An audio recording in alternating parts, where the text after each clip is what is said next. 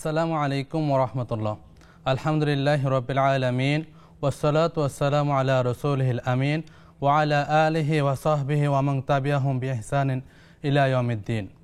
দেশে অথবা প্রবাসে, অফলাইনে অথবা অনলাইনে যে যেখান থেকে উপভোগ করছেন আপনাদের প্রিয় অনুষ্ঠান বেকমেস বিস্কিটস নিবেদিত ইসলামী জীবন বিধান, সবাইকে স্বাগত জানাচ্ছি। আমি ডাক্তার জুবায়ের আল মাহমুদ। আজকে আমাদের অতিথি হিসেবে যিনি আমাদের অতিথির আসন অলঙ্কৃত করছেন তিনি হলেন বিশিষ্ট ইসলামী চিন্তাবিদ, গবেষক, লেখক ও চিন্তক শাইখ ডক্টর এবিএম হিজবুল্লাহ। আসসালামু আলাইকুম ওয়া রাহমাতুল্লাহ। ওয়া আলাইকুম আসসালাম ওয়া রাহমাতুল্লাহ। শাইখ কেমন আছেন? আলহামদুলিল্লাহ। আলহামদুলিল্লাহ।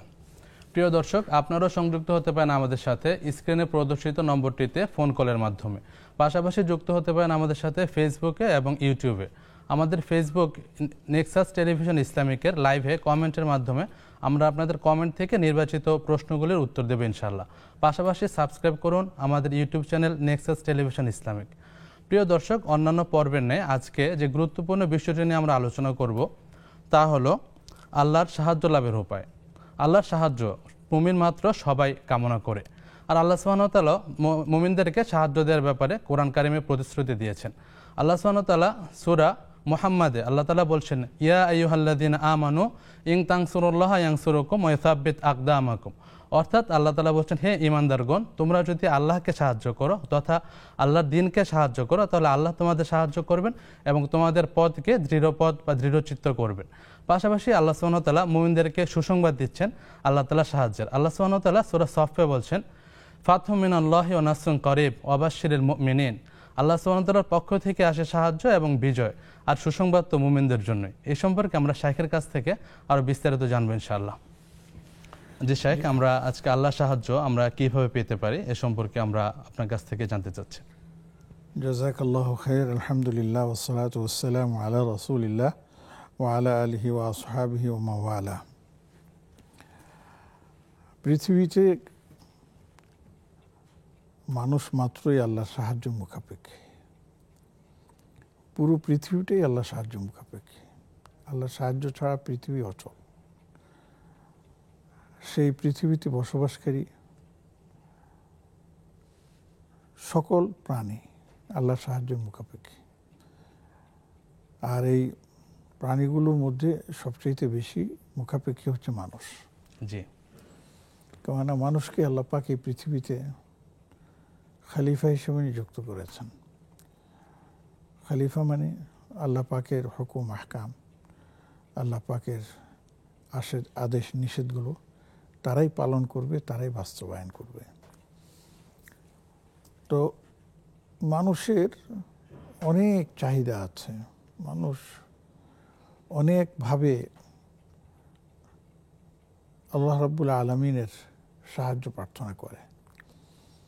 এমনকি এই যে আমরা নিঃশ্বাস প্রশ্বাস আদান প্রদান করি, মানে ফেলি উপরে, একটি নিঃশ্বাস যখন আমরা ভিতরে টেনে নেই সেটা ফেলার জন্য আল্লাহ সাহায্য দরকার। আল্লাহ যদি সেখানে আটকে দেয় তাহলে শেষ। যার অর্থ দাঁড়ায় যে প্রতিটি মুহূর্ত, সেকেন্ড না, ন্যানো সেকেন্ড পর্যন্ত আমরা আল্লাহর সাহায্যের মুখাপেক্ষী। তবে আমরা আল্লাহর সাহায্য কখন চাই? যখন বিপদে পড়ি। এটাই মূল কথা আর কি। অথচ আমাদের উচিত যে আমরা সবসময় আল্লাহর সাহায্য কামনা করব।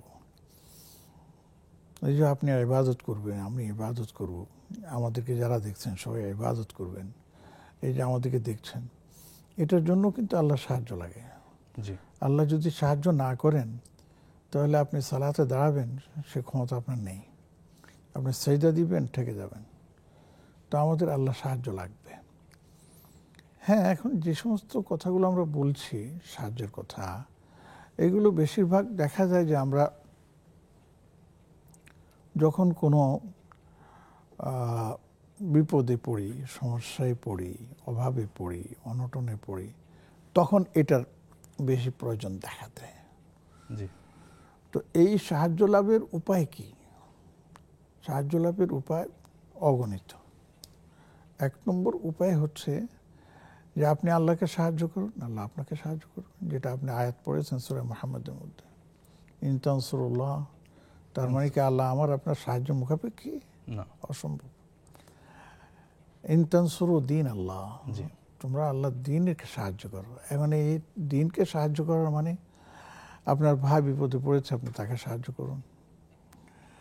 আপনার অধস্তন কর্মচারী সে অসুস্থ হয়ে পড়ছে, তাকে আপনি সাহায্য করুন। রাস্তাঘাটে আপনি দেখছেন মানুষ আসা যাওয়া করছে, সেখানে অনেক অসহায় ব্যক্তি আছে, আপনি তাকে সাহায্য করুন। এরকম সাহায্যের পথ এবং সাহায্যের আপনার এর নাম কি বিষয়গুলো অগণিত, অসংখ্য। প্রতিটি পদে পদে, প্রতিটি ক্ষণে ক্ষণে আমরা আল্লাহর সাহায্যের মুখাপেক্ষী। তো আল্লাহর সাহায্য লাভ করতে হলে বিপদে পড়তে হয় না। শুধু বিপদে পড়লে আল্লাহ সাহায্য আসে, এ কথা ঠিক না। বরঞ্চ এই যে দেখুন, অনেক মানুষ আছে রাতে ঘুম হয় না, দিনে ঘুম হয় না, নির্ঘুম রাত কেটে যায়, চোখ বন্ধ করে রাখে, কিন্তু তাও বন্ধ করে রাখতে পারে না, কিছুক্ষণ পরে আবার খুলে উপর দিয়ে তাকিয়ে থাকে অন্ধকারে। তো এই যে তার নির্ঘুম, তার ঘুম হচ্ছে না, এর জন্য কি আল্লাহ সাহায্য লাগবে না? অবশ্যই। তখন সে আল্লাহ সাহায্য করে। তখন আমরা কি করি? যারা একটু দিন মানি তারা আমরা দুরূদ শরীফ পড়ি, আমরা কোরআন তেলাওয়াত করি, সুবহানাল্লাহ পড়তে থাকি। দেখা যায় এক সময় এটা করতে করতে ঘুম এসে গেছে। এটাও আল্লাহর সাহায্য না? তো এই ধরনের প্রচুর সাহায্যের কথা আমরা জানি। তো আল্লাহ রাব্বুল আলামিনের সাহায্য লাভের সবচাইতে বা সর্বোত্তম উপায় হচ্ছে আল্লাহর কাছে নিজেকে সারেন্ডার করে দাও। আল্লাহর কাছে নিজেকে সারেন্ডার করে দাও যে আল্লাহ, আমার যাবতীয় সব কিছু আপনার দ্বারা নিয়ন্ত্রিত, আপনি আমাকে সব কিছুর মধ্যে কি করবেন? সাহায্য করবেন। দেখেন, এই জন্যই বলছি, দেখুন এই যে আমার ইবাদত কার জন্য? আল্লাহর জন্য। আমার সালাত কার জন্য? আল্লাহর জন্য। আমার কি জানি বলে জীবন আল্লাহর জন্য, আমার মৃত্যু আল্লাহর জন্য। কুল ইন্না সালাত ওয়া নুসুকি ওয়া মাহইয়ায়া ওয়া মামাতি কার লিল্লাহি রাব্বিল আলামিন, আল্লাহর জন্য। আমি আল্লাহর বান্দা, অতএব আমি আল্লাহর সাহায্যের মুখাপেক্ষী। আল্লাহ যদি আমাকে সাহায্য না করেন, আমি কথাও তো বলতে পারবো না। আল্লাহু আকবার। আল্লাহ সাহায্য না করলে আমি কানেও তো শুনতে পারবো না। এই যে চোখ দিয়ে আমি দেখছি সবকিছু, এই পাওয়ারটা কে দিয়েছেন? সেই পাওয়ার আবার উঠানামা করে। সুবহানাল্লাহ, কি আজীব কথা। আরো শুনবো ইনশাআল্লাহ। একটা প্রশ্ন নিচ্ছি। আসসালামু আলাইকুম। আসসালামু আলাইকুম। ওয়া আলাইকুম আসসালাম ওয়া রাহমাতুল্লাহ। জি বোন, নাম বলে প্রশ্নটি করুন। জি, আমার প্রথম প্রশ্ন হচ্ছে, বিধর্মীদের বিবাহ অনুষ্ঠান খাওয়া যাবে কিনা? আচ্ছা। আর দ্বিতীয় প্রশ্ন হচ্ছে, যদি আয় না করে এমনি জমানো বেশ কিছু টাকা থাকে, তাহলে কি তার উপর কোরবানি দেওয়া ওয়াজিব হবে নাকি? আচ্ছা বোন, বিষয়গুলো জানবো ইনশাআল্লাহ আমরা শেখের কাছ থেকে। অসংখ্য ধন্যবাদ আপনাকে। যে শেখ আলোচনা করছিলেন। তো এটা হচ্ছে মূল কথা আমি বলতেছি, যেটা সোজা কথা হচ্ছে আল্লাহর সাহায্য লাভের উপায় হচ্ছে আল্লাহর কাছে নিজেকে সারেন্ডার করে দেওয়া। আল্লাহ, আমার যাবতীয় কিছু আপনার কাছে সারেন্ডার করে দিলাম। যখন যে সাহায্য আমার প্রয়োজন, আপনি সে সাহায্য আমার করবেন। কথা বলার সাহায্য দরকার, আল্লাহ আমার কথা বলার সুযোগ দেন।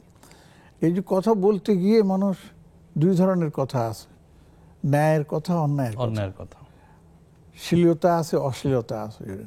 আয় আল্লাহ, আমাকে অশ্লীল থেকে আপনি হেফাজত করুন, অন্যায় কথাবার্তা থেকে আপনি আমাকে মুক্ত রাখুন, বেহুদা কথাবার্তা থেকে আমাকে আপনি মুক্ত রাখুন। আল্লাহ, এগুলোর উপর চলার জন্য আমাকে সাহায্য করুন। এটাও আল্লাহ সাহায্যের মধ্যে আসে। আচ্ছা, তারপরে আমরা দেখি নবীজি সাল্লাল্লাহু আলাইহি ওয়াসাল্লামের জীবনে প্রচুর এরকম ঘটনা আছে। অন্যান্য আম্বিয়া ইকরামদেরও এ ধরনের প্রচুর ঘটনা পাওয়া যায়। তো আমাদের নবীজি সাল্লাল্লাহু আলাইহি ওয়াসাল্লাম আল্লাহর সাহায্য প্রাপ্তির একটা হাদিস আমাদেরকে বর্ণনা করেছেন রাসূলুল্লাহ সাল্লাল্লাহু আলাইহি ওয়াসাল্লাম। সেটা হচ্ছে, তুমি সাহায্য পেতে চাও, তাহলে তুমি আরেকজনের সাহায্য করো। তুমি অন্যের সাহায্য করবে, আল্লাহ তোমার সাহায্য করবেন। সেটা কি? সে হাদিসটা হচ্ছে এইভাবে,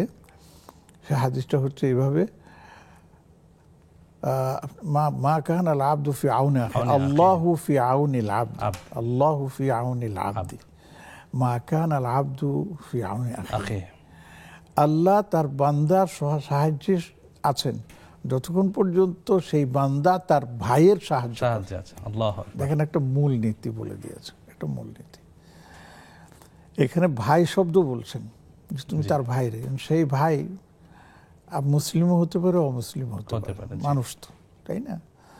তো সেখানে দেখা গেছে যে আল্লাহ রাব্বুল আলামিন নবীজি সাল্লাল্লাহু আলাইহি ওয়াসাল্লামের মাধ্যমে তার সাহায্য প্রাপ্ত সৃষ্টির মূলনীতি আমাদের সামনে দিয়ে দিয়েছেন, আল্লাহু ফি আউনিল আবদি মা কানা আল আবদু ফি আউনি আখিহি।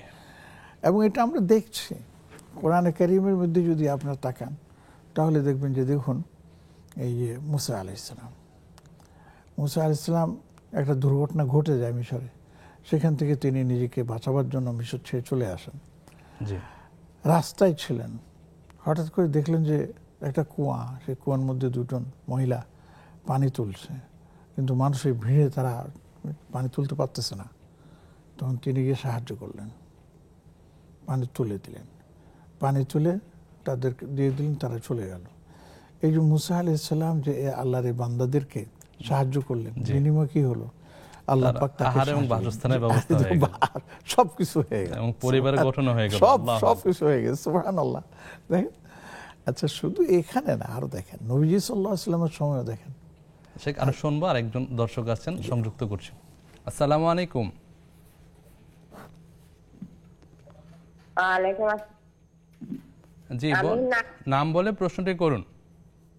নাটোর থেকে শামীম আক্তার বলতেছি। জি বোন। আমার দুটো প্রশ্ন। জি। একজন বলছে যে কিয়ামত হওয়ার আগে সবার দালান বাড়ি হবে, এটা কি সত্য? আচ্ছা, পরের প্রশ্ন। আর দ্বিতীয় প্রশ্ন, কেউ যদি মারা যায়, মারা যাওয়ার আগে যদি তার শরীরে প্রচন্ড জ্বর হয় এবং সমস্ত শরীর যদি ঘামে, এতে কোনো তার লাভ আছে কিনা, সওয়াব আছে কিনা? আচ্ছা বোন, বিষয়গুলো আমরা শাইখের কাছ থেকে বিস্তারিত জানবো ইনশাআল্লাহ। অসংখ্য ধন্যবাদ আপনাকে। প্রিয় দর্শক, উপভোগ করছেন বেকমেস বিস্কিটস নিবেদিত ইসলামী জীবন বিধান। সময় হলো বিরতিতে যাবার, নিচ্ছি ছোট্ট বিরতি, আমাদের সাথেই থাকুন।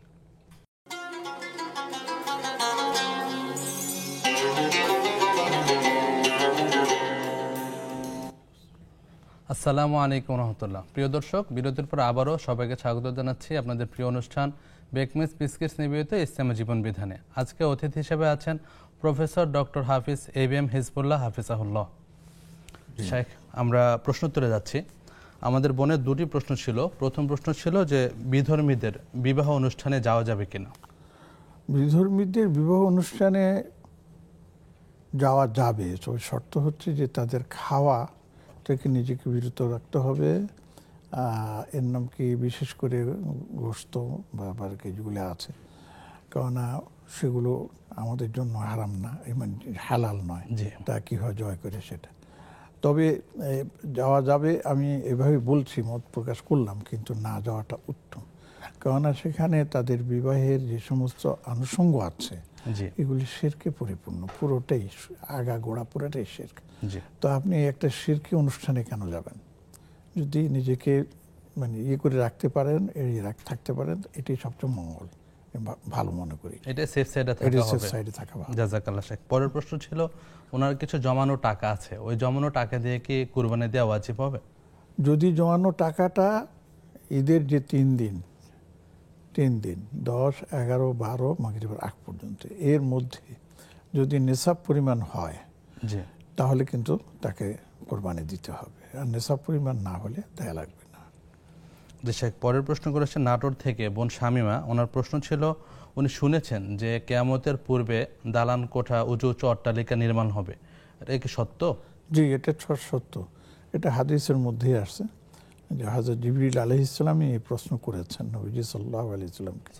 সাহাবারা বসেছিলেন, তো এক পর্যায়ে তিনি জিজ্ঞেস করছেন, ওমা আশরাতুস সাআ, যে কিয়ামতের বিভিন্ন নিদর্শন যেগুলো আছে সেগুলো কি কি? তখন আমাদের নবীজি সাল্লাল্লাহু আলাইহি সাল্লাম এক বাক্যে বলেছেন, ইয়াতাতাওয়ালুনাল বুনিয়ান, যে মানুষ লম্বা লম্বা বড় বড় বিল্ডিং তৈরির ক্ষেত্রে প্রতিযোগিতায় নেমে পড়বে। একজনে করেছে 3 তলা, আরেকজন বলে আমি 5 তলা করবো, 5 তলা করেছে বলে আমি 7 তলা করবো, 7 তলা করেছে আমি 10 তলা করবো। এখন করতে করতে সারা ওয়ার্ল্ডের মধ্যে এখন সবচেয়ে উঁচু বিল্ডিং যেটা 165 তলা আপনার, তার মধ্যে রয়েছে বুর্জাল খালিফা যেটাকে বলা হয়। তো এইটা একটা কিয়ামতের আলামত, তিনি এটা ঠিকই শুনেছেন, হাদিস দ্বারা এটা প্রমাণিত। জি, জাযাকাল্লাহ শেখ। পরের প্রশ্ন হচ্ছে, আপনার মুমিনের মৃত্যুর পূর্বে যদি তার জ্বর আসে বা গা থেকে ঘাম বের হয়, এটা কি কোনো ভালো লক্ষণ ওই ব্যক্তির জন্য? আসলে এটার একটা হচ্ছে যে মৃত্যুর আগে এটা এ ধরনের অনেক কিছুই ঘটে। এখন এটাকে অনেকে সাকারাতুল মউত বলছেন, জি। এবং কোরআনে কারীমের মধ্যে এটা আছে, ওয়াজাআত সাকরাতুল মউত বিল হক। মৃত্যুর আগে যিনি মানে শেষ নিঃশ্বাস ত্যাগ করার চলে আসতেন, তার আগে কিছু প্রস্তুতি আছে। এই প্রস্তুতিটাকেই বলা হয় সাকারাতুল মউতের সময়কাল। জি। তখন তার চোখ ঠিকরে বেরিয়ে আসার উপক্রম হয়ে যায় এবং তিনি একদিকে তাকিয়ে থাকেন। হ্যাঁ, তারপরে তিনি তার জান্নাতের অবস্থা, যদি জাহান্নামী হন তাহলে প্রথমে জান্নাতের অবস্থাটা দেখে তার চোখের সামনে, এরপরে সেটা সরিয়ে দেওয়া হয়, তখন জান্নাতের চিত্রটা, জাহান্নামের চিত্র তার সামনে আসে, তখন তিনি ঘামতে থাকেন ভয়ে। এক, আবার যিনি জান্নাতি হবেন তাকে আগে জাহান্নামের চিত্র দেখানো হয়, তারপরে তাকে আবার সেটা সরিয়ে দিয়ে জান্নাতি চিত্র, না ওইটা না, এটা তোমার জায়গা। তো এই যে একটা ভীতি কাজ করে, এটাতেই আপনার সাকারাতুল মউত হয়। এক, আর ফেরেশতারা যখন জান কবজ করার জন্য তার শরীরের রগরেশার মধ্যে আপনার রূহটাকে বের করার মানে শুরু করে কার্যক্রম, তখন মানুষের এই শরীর থেকে বিভিন্ন ধরনের আপনার এই ঘাম ইত্যাদি বের হওয়ার সম্ভাবনা থাকে। তো এটা হচ্ছে মৃত্যুকালীন, মানে ঠিক শেষ মুহূর্ত এটা। কিন্তু তার আগে যদি 2 দিন 3 দিন আগে এটা হয়তো, তাহলে সেটাকে অন্যভাবে আমরা সেটার মানে বিশ্লেষণ করি, সেটা তখন সাকরাতুল মউত হিসাবে বলা হয় না। এখন এটা ভালো লক্ষণ কি খারাপ লক্ষণ, এটা তার আমলের উপর নির্ভর করবে। জাযাকাল্লাহ খাইর। বারাকাল্লাহ ফিক। শেখ, একজন দর্শকের প্রশ্ন নিচ্ছে। আসসালামু আলাইকুম। ওয়ালাইকুম আসসালাম ওয়া রাহমাতুল্লাহ। আমি আরিফ চট্টগ্রাম থেকে। জি ভাই বলুন। আমার প্রশ্ন, আমি যদি বিপদে পড়ি তখন আমি কোন দোয়া পড়তে পারি? বিপদে আপদে? জি, অন্য কোনো প্রশ্ন আছে ভাই?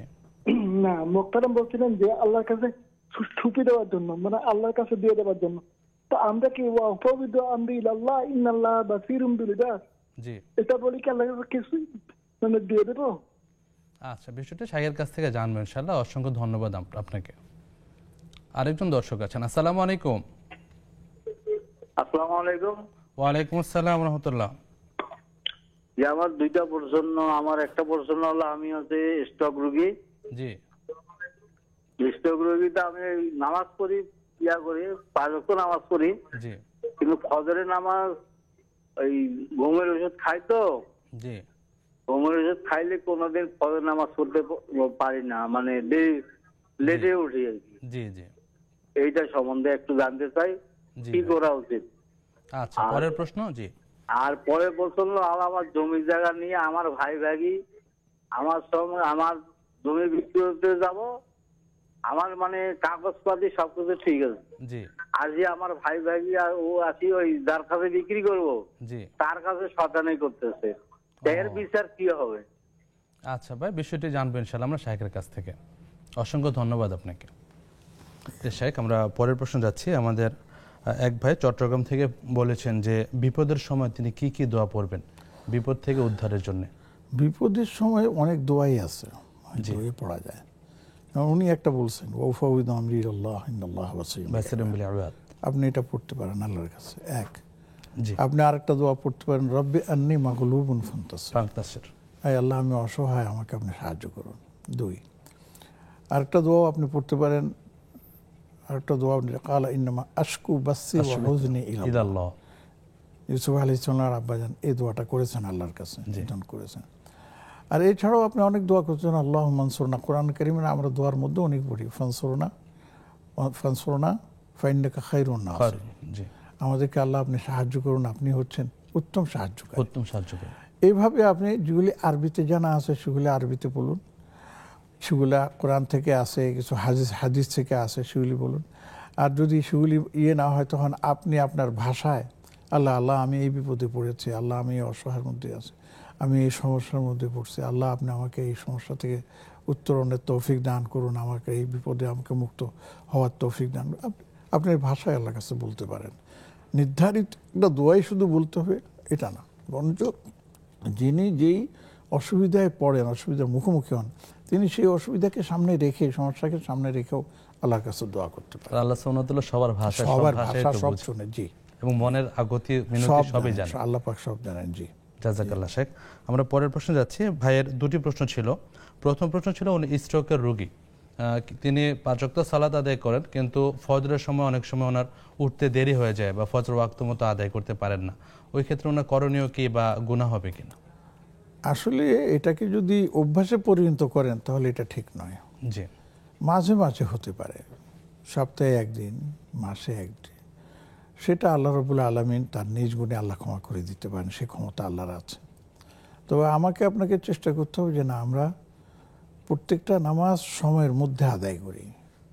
এই যে ফজরের কথা বললেন, ফজরের নামাজের শেষ সময় হচ্ছে সূর্য ওঠার আগ পর্যন্ত, প্রায় 1.5 ঘন্টা সময় হ্যাঁ, থাকে। প্রায় 1.5 ঘন্টা, 1 ঘন্টা 20 মিনিটের মধ্যে থাকে, যে দেখা গেছে কম বেশি। জি, তো এর ভিতরে আপনাকে আদায় করতেই হবে, চেষ্টা করতেই হবে।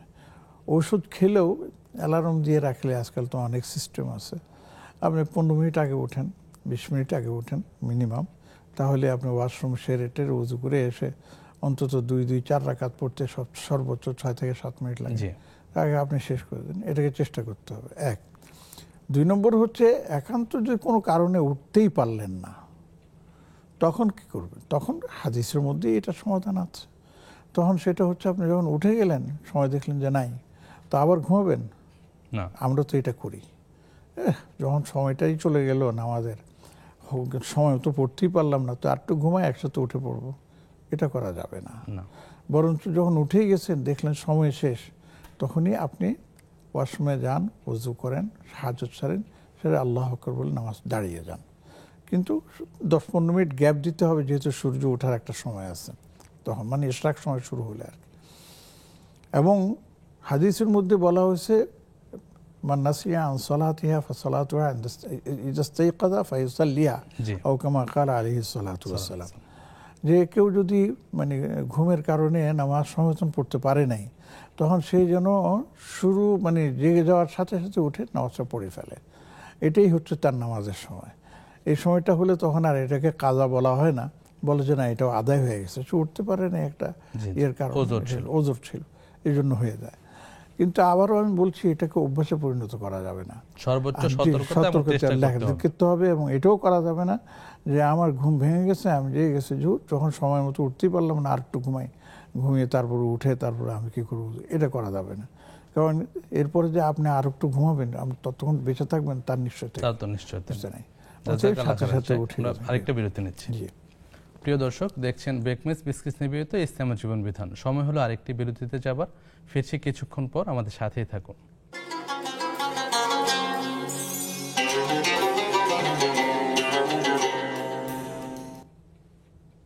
আসসালামু আলাইকুম রহমতুল্লাহ। বিরতির পর আবারও স্বাগত জানাচ্ছি আপনাদের প্রিয় অনুষ্ঠান ইসলামের জীবন বিধান, প্রেজেন্টস বাই বেকমেস বিস্কিটস। প্রিয় দর্শক, আপনারাও সংযুক্ত হতে পারেন আমাদের সাথে স্ক্রিনে প্রদর্শিত নম্বরটিতে ফোন কলের মাধ্যমে। আপনাদের গুরুত্বপূর্ণ প্রশ্নগুলির উত্তর দেওয়ার জন্য আমাদের সাথে আছেন প্রফেসর ডক্টর এবিএম হিজবুল্লাহ হাফিজাহুল্লাহ। শাইখ, আমরা পরের প্রশ্ন যাচ্ছি। আমাদের ভাইয়ের দ্বিতীয় প্রশ্ন ছিল যে ওনার জমি জায়গা উনি বিক্রি করতে চাচ্ছেন, কিন্তু ওনার আত্মীয় স্বজন এতে বাদ সাধতেছেন বা বিভিন্ন ধরনের কূটচক্র করতেছেন। এক্ষেত্রে ওনার করণীয় কি, আর তারা যে কাজটা করছেন তাদের কাজটা কিরূপ ইসলামের দিক থেকে? এখন মুশকিল হচ্ছে, জমি আপনার, বিক্রি করবেন আপনি, আমি বাধা দেওয়ার কে? জি, বিপদ হচ্ছে এখন তার আত্মীয় স্বজন যারা আছে, তারা কে কোন ক্যাটাগরির আছে এবং কেনই বা তারা বিক্রি করতে দিচ্ছেন না, এটা তার আমাদের জানা নেই। 1, 2 নম্বর হচ্ছে, যদি তিনি বিক্রি করতে চান বিক্রি করবেন, তার নিজস্ব জমি, তিনি হচ্ছেন মালিক, তিনি যেভাবে খুশি সেভাবে করবেন, অন্যরা এতে এখানে বাধা দেওয়া উচিত না। আর যদি বাধা দেয়, তাহলে কেন বাধা দেয়, কি কারণ, সে কারণটা কি ন্যায় না অন্যায়, এটাও তো আমাদেরকে ভেবে দেখতে হবে। বাধা দেওয়ার আমরা কে? কিন্তু এই যে বাধা দেওয়াটা, এটা উচিত নয়। এবং এই জন্য কিন্তু তারা আল্লাহর কাছে জবাবদিহি করতে হবে তাদেরকে, যে তিনি তার প্রয়োজনে বিক্রি করতেছেন বা প্রয়োজন ছাড়া বিক্রি করতেছেন, যেটাই হোক, তিনি তার সম্পদ বিক্রি করবেন, আমি আপনি কেন বাধা দিব? হ্যাঁ, যদি কেউ মনে করেন যে এটা বিক্রি করে তিনি নিঃস্ব হয়ে যেতে পারেন বা অন্যায় পথে খরচ করতে পারেন, তখন তাকে আপনার পরামর্শ দিতে পারেন যে ভাই কেন আপনি এটা করতেছেন। অথবা যদি এমনও বিক্রি করে, তখন আপনার পরামর্শ দিতে পারেন যে এটা আপনার তো কোনো কিছুর অভাব নাই, ওনাকে বোঝানো উচিত যে আপনি এটা বিক্রি করে কেন নিজেকে নিঃস্ব করতে চান বা নিজেকে জমি হারার মধ্যে নিয়ে যেতে চান। যেমনি আছে থাকুক, আপনার যদি অসুবিধা হয় তাহলে আপনি বিক্রি করবেন, সেটা ভিন্ন কথা, বা আমরা আপনাকে সহযোগিতা, সেটা ভিন্ন কথা।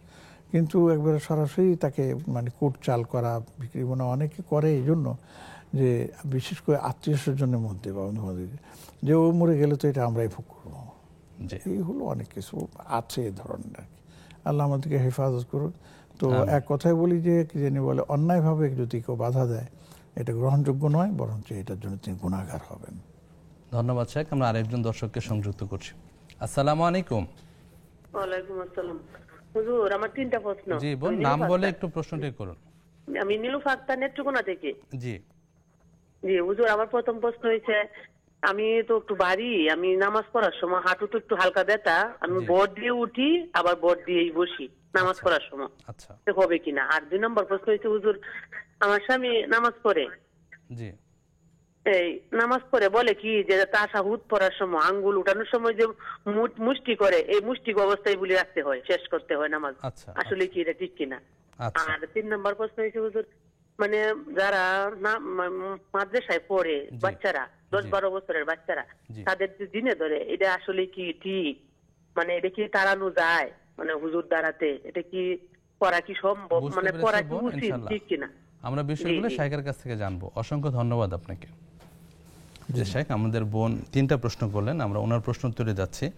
ওনার ওজন একটু বেশি, স্বাস্থ্যবান মানুষ, তো ওনার হাঁটু ব্যথা আছে, এই জন্য উনি সালাতাদের সময় তিনি উঠা বা বসার ক্ষেত্রে হাঁটুতে ভর দিয়ে ওঠেন বা কোনো কিছুর উপর ভর দিয়ে ওঠেন, এতে কোনো অসুবিধা আছে কিনা? না, এতে কোনো অসুবিধা নেই, বরঞ্চ উনি ওনার সুবিধা মতো যেভাবে সালাত আদায় করলে ওনার জন্য সম্ভব হয় সেভাবে তিনি করবেন, ইনশাআল্লাহ এতে নামাজের কোনো ক্ষতি হবে না। জাযাকাল্লাহ। পরের প্রশ্ন ছিল শেখ যে উনি শুনেছেন তাশাহুদের সময় হাত সব সময় মুষ্টিবদ্ধ রাখতে হয় এবং আঙ্গুল দিয়ে ইশারা যে বিষয়টা আছে, এটা পুরো সময় জুড়ে করতে হয়, বিষয়টা কি ওইরূপ? না, বিষয়টা কিন্তু এরূপ না। এটার নাম হচ্ছে যে কেউ যদি তাশাহুদ পড়ার সময় একবারে হাত মুষ্টি নাও করে, নামাজ হয়ে যাবে। জি, এটা নামাজের কোনো মানে বিধানের মধ্যে পড়ে না, এটা না ফরজ, এটা ওয়াজিবও নয়। এটা কি সুন্নতের মধ্যে একটা কওল আছে, সেটা আমি বলে দিচ্ছি। ওইভাবে যদি করে তাহলে ঠিক আছে, আর যদি না করে কিচ্ছু হবে না, নামাজ হয়ে যাবে। তো সেটা কি আশহাদু আল্লা ইলাহা ইল্লাল্লাহ যখন বলে আশহাদু আল্লা ইলাহা, তখন এই হাতটাকে এইভাবে নিবে, যে আমার হাত চেনাবে, এই হাত এভাবে আছে। ইলাহা যখন বলবে তখন হাতটা এইভাবে, ইল্লাল্লাহ যখন বলবে তখন আবার আপনার ইয়েটা নামিয়ে নেবেন, আঙ্গুলটা নামিয়ে নেবেন, তারপরে বাকিটা পড়ে তারপর সালাম ফিরে ফেলবেন বা সালাম ফিরবেন। একবার এই যে এখন থেকে আপনি হাতটা যে মুষ্টি করলেন শেষ পর্যন্ত এইভাবে রাখতে হবে জরুরি না। আপনার কত ইচ্ছা করলে আপনি আবার হাতটা আগের জায়গায় ফিরেও নিতে পারেন, কোনো সমস্যা নেই।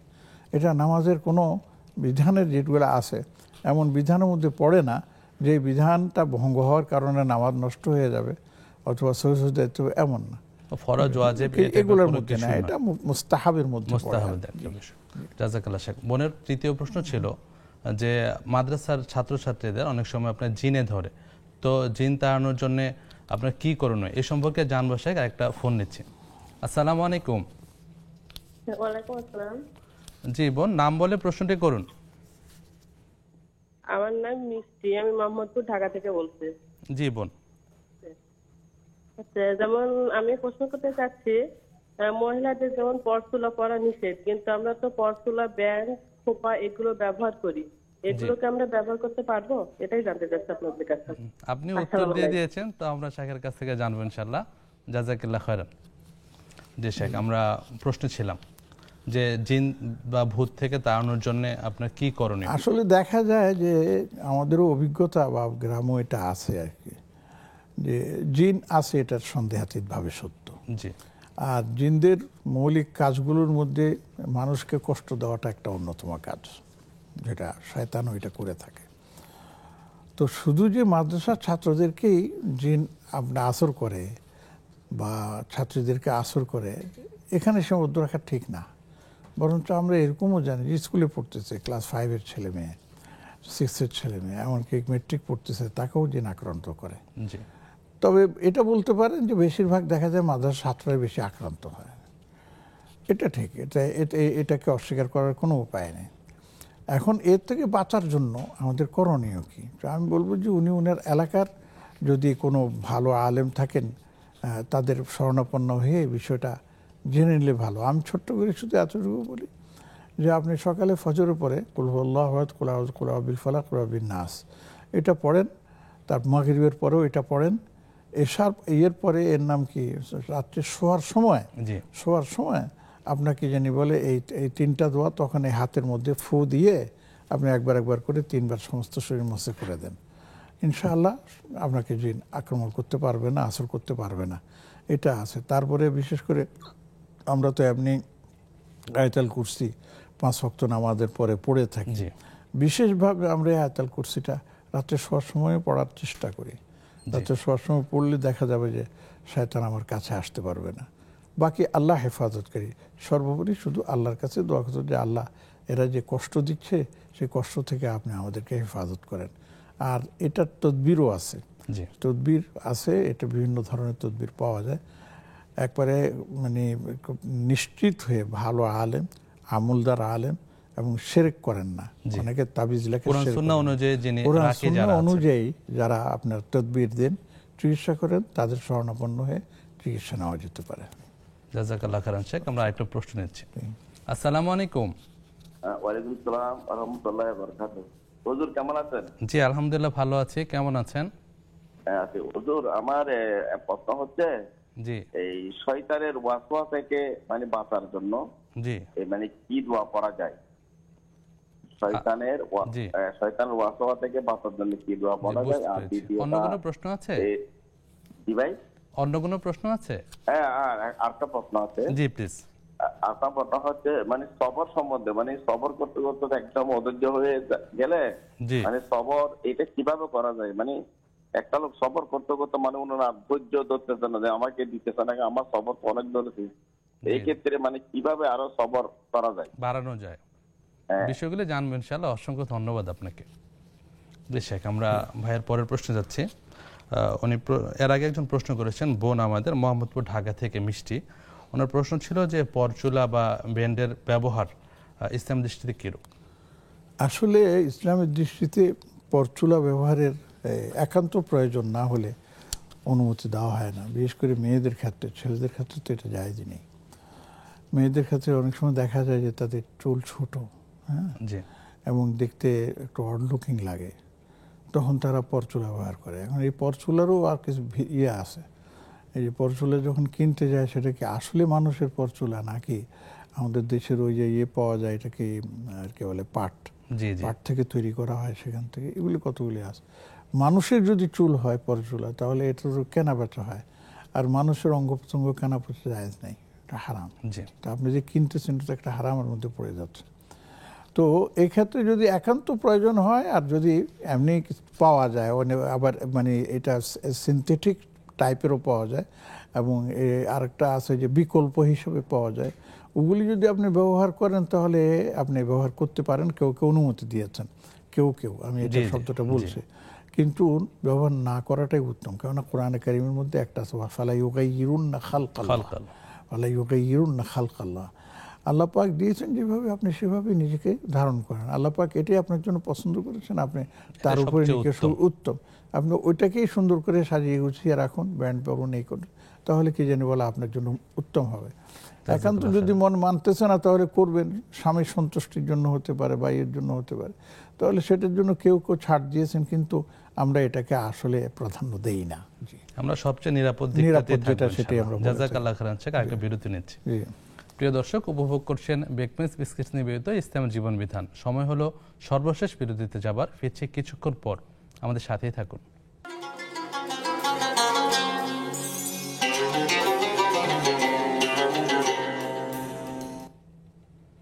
আসসালামু আলাইকুম রহমতুল্লাহ। প্রিয় দর্শক, বিরতির পর আবারও স্বাগত জানাচ্ছি আপনাদের প্রিয় অনুষ্ঠান ইসলামী জীবন বিধান। নিবেদন করছে বেকমেস বিস্কিটস। শাইখ, আমরা পরের প্রশ্ন যাচ্ছি। আমাদের বোনের এক ভাইয়ের প্রশ্ন ছিল যে শয়তানের ওয়াসওয়াসা থেকে বাঁচার উপায়গুলি কি কি? আল্লাহর কাছে পানাহ চাইতে হবে, আল্লাহ আমাকে শয়তানের ওয়াসওয়াসা থেকে আপনি হেফাজত করুন। মিন শাররিল ওয়াসওয়াসিল খান্নাস, সূরা নাসের মধ্যে আছে। জি, কোরআনে কারীমের মধ্যে আছে, রব্বি ইন্নী আউযু বিকা মিন হামাযাতিশ শায়াতিন ওয়া আউযু বিকা রব্বি আন ইয়াহযুরুন। আপনি এভাবে দোয়া চাইতে পারেন। তারপর আউযু বিকালিমাতিল্লাহি তাম্মাতি মিন গাযাবিহি ওয়া ইকাবিহি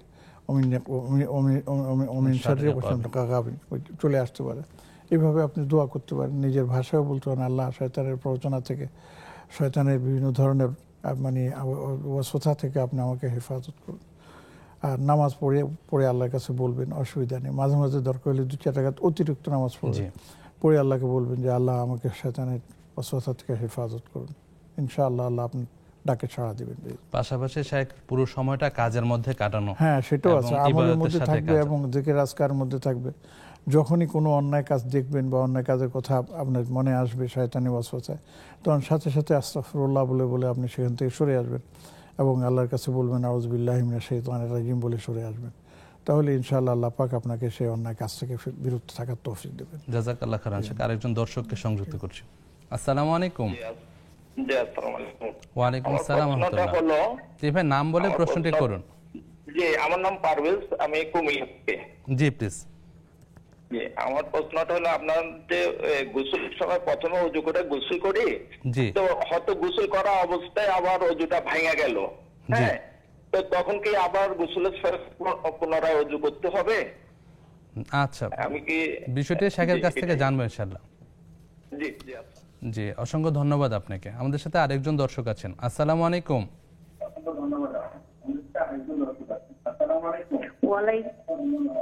জি বোন, টেলিভিশনের ভলিউমটি কমিয়ে দিন, এরপর প্রশ্ন করুন।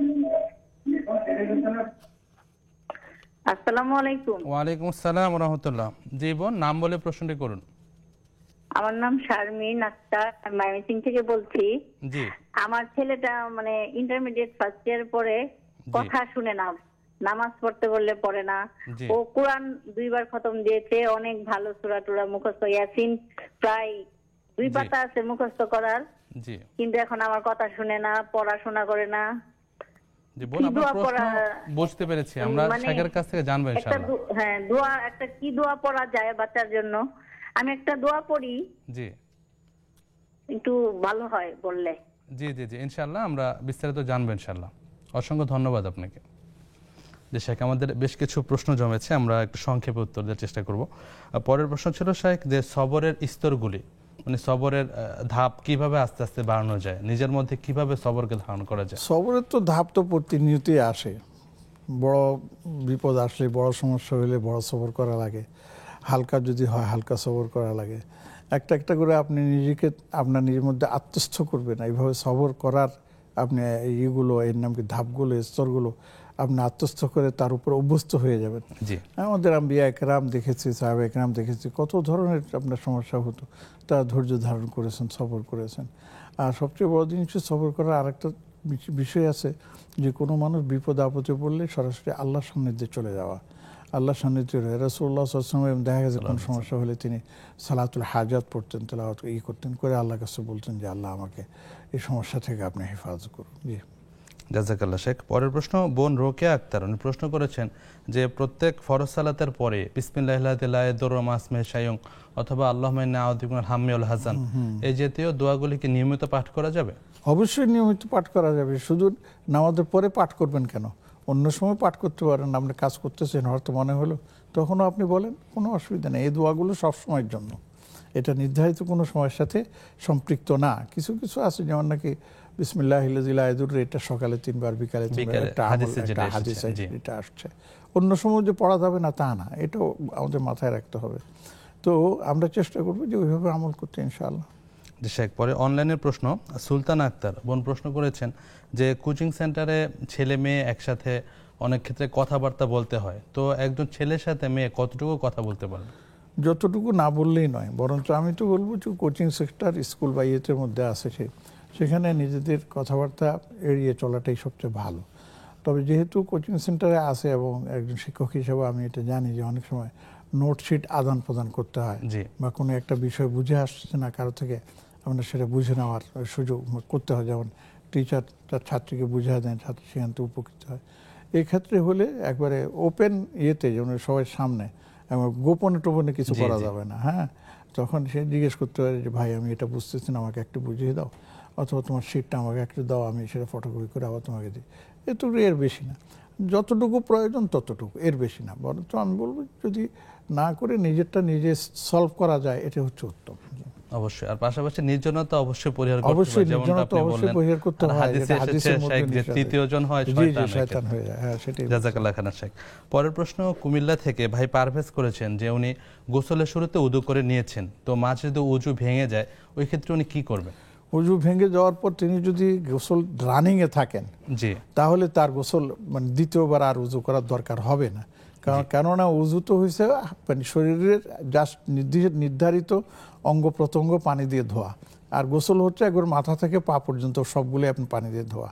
তো আপনার উযু যদি চলেও যায়, এরপরে সেই শরীরটা আবার পুরোটা আপনি ধুয়েছেন, সেখানে উযুর অঙ্গ প্রত্যঙ্গ সহ ধোয়া হয়ে গেছে, কাজেই আপনার এটা পবিত্রতার মধ্যে অন্তর্ভুক্ত হয়ে যাবে, নতুন করে আর উযু করার প্রয়োজন হবে না। জাযাকাল্লাহ শেখ। পরের প্রশ্ন, এটা আসলে দুঃখজনক একটা প্রশ্ন, আমাদের সমাজে অহরহ বিষয়টা দেখা যায়। বোন শারমিন আক্তারের প্রশ্ন ছিল যে ওনার ছেলে মেয়ে কথা শোনে না।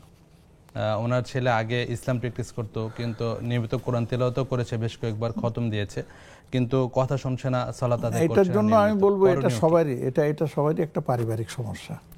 আপনি শুধু ছেলের কথা বলছেন কেন, মেয়েরাও কিন্তু সেই অবস্থা। এর অনেকগুলি কারণ আছে। একটা হচ্ছে ঘরের পরিবেশ, আবার ঘরের পরিবেশ ছেলে মেয়েদের পছন্দ না, কারণ এটা করা যাবে না, ওটা করা যাবে না, এখানে আপনি যেটা বকা দেয় ওটাই করলে ওরাও বিরক্তি ফিল করে ইত্যাদি। এটা মূল সমস্যাটা হচ্ছে যে পরিবেশ। সে যে বাইরে যায়, স্কুলে যায় বা কি যেন বলে আপনার কলেজে যায়, সেখানে সে ফ্রেন্ড সার্কেলের মধ্যে থাকে, তাদের থেকে সেটা আর্ন করে এবং সেটাই এসে সে বাসায় প্র্যাকটিস করে। ওরা নামাজ পড়তেছে না, আমি কেন নামাজ পড়ব?